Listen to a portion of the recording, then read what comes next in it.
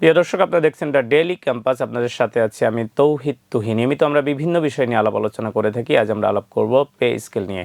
আপনারা সবাই জানেন, নবম পে স্কেল ঘোষণার লক্ষ্যে অন্তর্বর্তী সরকার একটি কমিশন গঠন করে দিয়েছিল। সেই কমিশন দীর্ঘদিন সবার মতামত নেওয়ার পর একটি সুপারিশ প্রণয়ন করে সরকারের কাছে জমা দিয়েছে। কিন্তু অন্তর্বর্তী সরকারের পক্ষ থেকে এখন পর্যন্ত এই প্রস্তাবনা বাস্তবায়নের কোনো সময়সীমা কিন্তু ঘোষণা করা হয়নি। কর্মচারীরা ইতিমধ্যে আহ্বান জানিয়েছিলেন 31 জানুয়ারির মধ্যে গেজেট প্রকাশ করার জন্য নবম পে স্কেলের। কিন্তু আজ 31 জানুয়ারি পেরিয়ে গেলেও এখন পর্যন্ত কিন্তু পে স্কেল নিয়ে কোনো ধরনের ইতিবাচক সাড়া সরকারের পক্ষ থেকে আসেনি। অর্থ উপদেষ্টাও বিষয়টি নিয়ে কোনো কথা বলেননি। ইতিপূর্বে তিনি বলেছিলেন সুপারিশ জমা হওয়ার পর এই বিষয়ে তিনি কথা বলবেন, কিন্তু এখন পর্যন্ত কথা বলেনি। সরকারের একজন উপদেষ্টা অবশ্য একটি মন্তব্য করেছেন পে স্কেল নিয়ে, যার প্রতিবাদও জানিয়েছেন কর্মচারীরা। তারা বিভিন্ন ধরনের প্রতিবাদ করে যাচ্ছেন এবং তারা বিভিন্ন বিক্ষোভ কর্মসূচি পালন করছেন।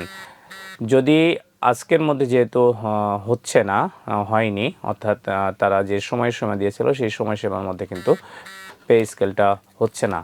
আমরা যেটি বলছিলাম, যদি আজকের মধ্যে যেহেতু গেজেট হয়নি, আগামীকাল সরকারি অফিসগুলোর প্রথম কার্যদিবস। সেই কার্যদিবসে কিন্তু সাপ্তাহিক প্রথম কার্যদিবসকে তারা একটি টাইম রেখেছেন। এরপরে কিন্তু 2 এবং 3 তারিখ সারা দেশে কর্মচারীরা 2 ঘন্টা করে কর্মবিরতিতে যাবেন। এই কর্মসূচি কিন্তু এখন পর্যন্ত ঘোষণা করা হয়েছে। যদি এর পরেও সরকারের পক্ষ থেকে কোনো সাড়া না মেলে, তাহলে আগামী শুক্রবার তারা শহীদ মিনার থেকে প্রধান উপদেষ্টার কার্যালয় অভিমুখে তারা কিন্তু বিক্ষোভ মিছিল নিয়ে যাবেন।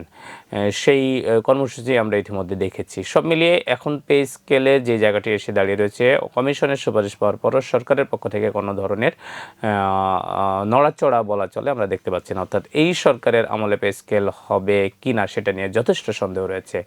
নির্বাচনের আর অল্প কয়েকদিন বাকি, আগামীকালই শুরু হচ্ছে 1 ফেব্রুয়ারি। তার মানে নির্বাচনের আর 11 দিন বাকি। এই 11 দিনের মধ্যে পে স্কেল দেওয়ার সম্ভাবনা খুবই কম, কারণ সরকারি কর্মচারীদের বেতন বৃদ্ধি একটি বড় বিষয়। এই বিষয়টিতে অন্তর্বর্তী সরকার সিদ্ধান্ত নিতে যে বারবার এক পা সামনে গেলেও 2 পা করে পিছনে পিছিয়ে গেছে বলে আমরা দেখতে পেরেছি।